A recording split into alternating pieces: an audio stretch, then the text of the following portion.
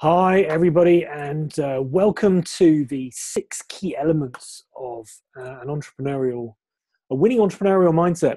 My name is Damian Smyth, and I am a TED speaker, best-selling author of the Entrepreneur Success Formula and Do Nothing, and I consult globally on entrepreneurial mindset and how our thinking operates and how our thinking works to give us the experience that we have. So, as a budding or perhaps even a successful entrepreneur, do you have what it takes to go to that next step? Do you have what it takes to become super successful, to have that winning entrepreneurial mindset? You're someone who's set up in business and takes on multiple risks in search of profit. That's the definition of an entrepreneur. They move resources around to utilize those resources better and make a profit from it. Perhaps you run a company and you've got a team members who need to make quick decisions, step into the unknown, be super resilient, and have entrepreneurial thinking. But whatever your business requires for you to thrive in challenging climate, having a team with this kind of thought power at your disposal is going to help you step up to the next level and beyond. And if you're thinking of setting up in business yourself now, maybe you haven't done it yet, do you have what it takes to succeed where so many others have failed or given up? I mean, the failure rate of new businesses is huge. It's about sort of 80 to 90%. Second time around is better because they've learned their mistakes. So having the right thinking to succeed is absolutely crucial, and it's what I help my clients to do. So this is a free video for you. It's based on an article that I've written for Inc. and Business Insider. And so these are, in my mind, the 6 key elements that you're going to need for an entrepreneurial mindset, and also to instill in your team, something that I can help with. So number one, what is number one?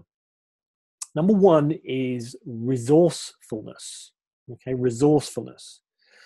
So do your key players, or do you know what it is to be resourceful to the point of heroism under fire? Okay, this is the most important of all these traits on this list, because if you can't draw on your inner resources when the shit is hitting the fan, then you'll most likely fall apart and make poor decisions based on fearful thinking as a result. And fearful thinking leads to poor decisions. Okay, another word for resourcefulness is adaptability. So how often do you and your team manage to swim with the tide in ever-changing waters? Do you and are they allowed to bend the rules, such as, time limitations? Do they need to apologize if they step out of line, or is it a total surprise if they do? Okay. Are they attuned to ask for help too early, or can they see with clarity the need for you to be able to back off as their guide and allow them to take up the slack once in a while? So the benchmark of a successful entrepreneur, and I've worked with thousands of entrepreneurs over the years, the benchmark of a successful entrepreneur is one who can leave his or her business for a significant period of time and find it in better shape upon your return. So can you do this? Could you do this right now? Would you even dare to do it? If the answer is no, then you need to start thinking about how to instill belief and resourcefulness in your team so your company's success is not solely reliant on you and your decision-making alone, right? So resourcefulness is absolutely crucial for you and your team. Number 2 on our list is a risk mentality, right? As a business owner, you've probably been through the mill when it comes to knowing your numbers, but do you and your team know the figures in your business as well as you do? Right? Well, for start, do you? And we're not just talking about the bottom line here. We are talking about the numbers in your business. Who's coming to your website? What's your bounce rate? Why are they leaving? Where are they coming from? What are they looking for to get there? As well as the numbers, what is the cost of a new customer? What is the cost of your marketing? Do you even factor that cost in? How much does it cost you to get a new customer, and how much is the lifetime value of that customer? So all these figures you should know in your business, but your team should know this too, right? They probably don't. Maybe you don't. In which case, are you and they equipped to understand the risk versus reward in decision making, right? Especially when you're not around to help them decide. Because being resourceful is easier when you understand the bigger picture. And no matter who you've got on board, no one else is going to have the same desire and vision as you. I mean, you were the one that pretty much set up this in the first place. I mean, you might have bought it as a franchise, but if you set up this business yourself, why did you do it? They don't have that same drive as you do. After all, they're being paid to do a job, which may be their only motivation. And if this is the case, they may not be objective enough to make good decisions in your absence. And they certainly may not have the same nous as Sir Richard Branson, who doesn't take a risk, unless it's well calculated, by the way, but do they have the ability to weigh up the options quickly and effectively without gambling the house's money? Okay. They'll need a certain amount of objectivity along with enough of the, what we call gas factor, give a shit factor, to be able to do this effectively. And if they have little or no risk mentality at all, then the growth of your business is down to you and you alone. As we've already said, that's not feasible. Okay. So number 3 on our list, I'm just going to shut the door a sec. Number 3 on our list is embracing failure, right? So if you want an entrepreneurial mindset, what better place to look than to the thinking of a successful entrepreneur and ask any one of them what part thoughts of failure play in their success, and they'll probably give you a sly smile. Failure is an essential part of the journey to success. I mean, look at life-changing innovations which have occurred as a result of processes which went wrong. The Post-it note, jacuzzi, super glue, pacemaker, all examples of groundbreaking products and innovations which resulted from failure. Mistakes are our portals of discovery, as James Joyce poetically penned. So how often are your team encouraged to fail? What are they missing out on growth-wise? If you don't embrace failure, are you and your team comfortable with failing or even a fear of failure and being capable of bouncing back and learning from the results to improve as a result? You know, we always say that, you know, the first version of your product or service is never going to be the one that we put out there. And yet we're so scared of putting it out there because we're scared of what people think. That failure is part of the process. Look at Edison when he invented the light bulb. He just came up with thousands and thousands and thousands of ways not to do it. And that was his process. So number 4 on our list is resilience, okay, which brings us on nicely to how you and your team will require bounce back ability by the bucket load. Right? So many entrepreneurs don't make it past their first failing business because they don't know what the most first-time businesses fail anyway. We said 80 to 90%. So they might as well get this out of the way early. It's usually the second and third attempts which start to actually bear fruit. Successful entrepreneurs expect to fail, so they accept the knocks, learn from them, and move on quickly. And this learning process is absolutely key.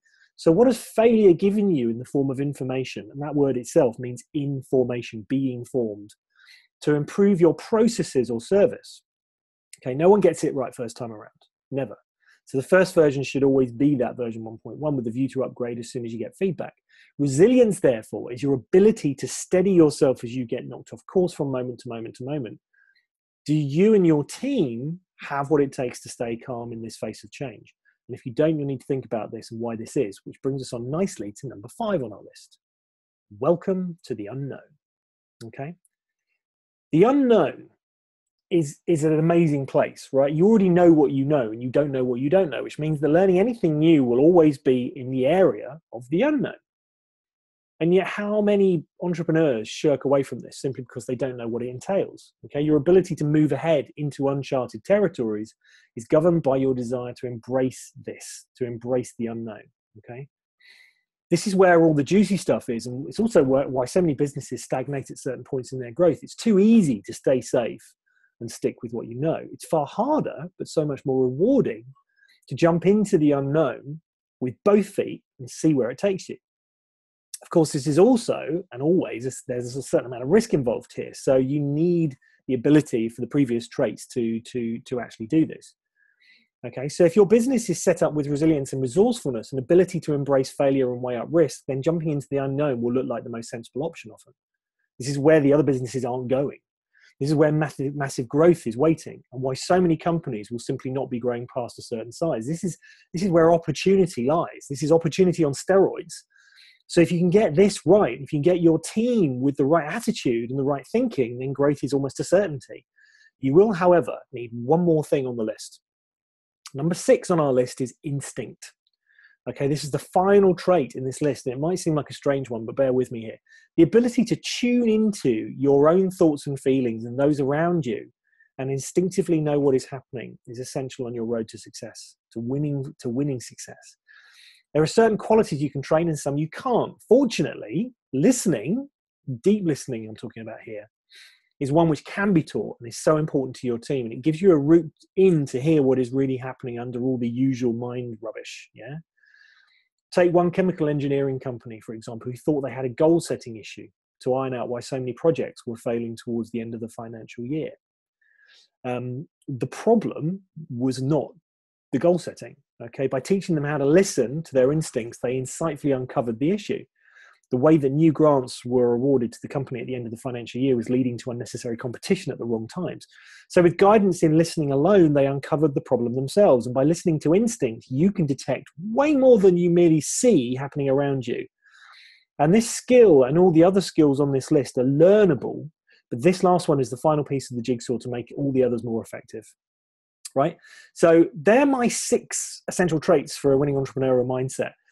If you'd like to have a complimentary 20-minute session with me to explore the areas around your business and where I might be able to help you, use the link below, or you can go to the contact section on my website, which is rethinkingbusiness.biz. 10% of all of my income goes to Mind the Mental Health charity. So if you'd like to book in a 20-minute session with me, just click the link below. I hope that's been a useful list, and I look forward to seeing you soon. Take care. Bye-bye.